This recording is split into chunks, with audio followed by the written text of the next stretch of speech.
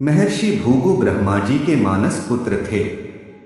उनकी पत्नी का नाम ख्याति था, जो दक्ष की पुत्री थी। महर्षि भृगु सप्तर्षिमंडल के एक ऋषि हैं।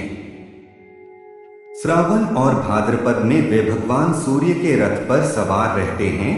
एक बार की बात है, सरस्वती नदी के तट पर ऋषिमुनि एकत्रित होकर इस विषय पर चर्चा कर रहे थे कि ब्रह्मा जी, शिव जी और श्री विष्णु में सबसे बड़े और श्रेष्ठ कौन है। इसका कोई निष्कर्ष न निकलता देख उन्होंने त्रिदेवों की परीक्षा लेने का निश्चय किया और ब्रह्मा जी के मानस पुत्र महर्षि भृगु को इस कार्य के लिए नियुक्त किया। महर्षि भृगु सर्वप्रथम ब्रह्म जी के पास गए। उन्होंने न तो प्रणाम किया और न ही उनकी स्तुति की। यह देख ब्रह्मा जी क्रोधित हो गए। क्रोध की अधिकता से उनका मुख लाल हो गया, आंखों में अंगारे दहकने लगे।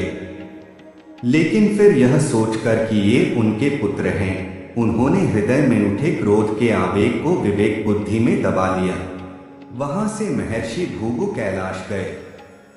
देवाधिदेव भगवान महादेव ने देखा कि भृगु आ रहे हैं, तो वे प्रसन्न होकर अपने आसन से उठे और उनका आलिंगन करने के लिए भुजाएं फैला दी। किंतु उनकी परीक्षा लेने के लिए भृगु मुनि उनका आलिंगन अस्वीकार करते हुए बोले, महादेव, आप सदा वेदों और धर्म की मर्यादा का उल्लंघन करते हैं। दुष्टे और पापियों को आप जो वरदान देते हैं, उनसे सृष्टि पर भयंकर संकट आ जाता है। इसलिए मैं आपका आलिंगन कदापि नहीं करूंगा।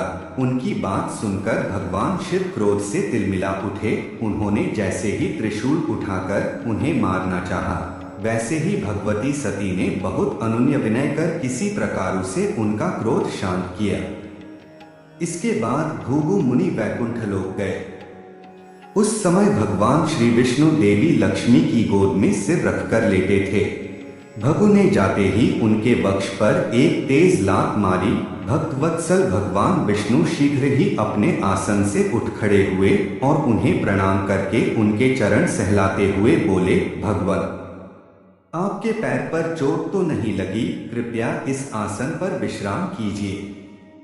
भगवान, मुझे आपके शुभ आगमन का ज्ञान न था, इसलिए मैं आपका स्वागत नहीं कर सका। आपके चरणों का स्पर्श तीर्थों को पवित्र करने वाला है। आपके चरणों के स्पर्श से आज मैं धन्य हो गया। भगवान विष्णु का यह प्रेम व्यवहार देखकर महर्षि भृगु की आंखों से आंसू बहने लगे। उसके बाद वे ऋषि मुनियों के पास लौट आए और ब्रह्मा जी, शिव जी और श्री विष्णु के यहाँ के सभी अनुभव विस्तार से कह बताया। उनके अनुभव सुनकर सभी ऋषि मुनि बड़े हैरान हुए और उनके सभी संदेह दूर हो गए। तभी से वे भगवान विष्णु को सर्वश्रेष्ठ मानकर उनकी पूजा अर्चना करने लगे। वास्तव में उन ऋषि मुनियों ने अपने लिए नहीं, बल्कि मनुष्यों के संदेहों को मिटाने के लिए ही ऐसी लीला रची थी।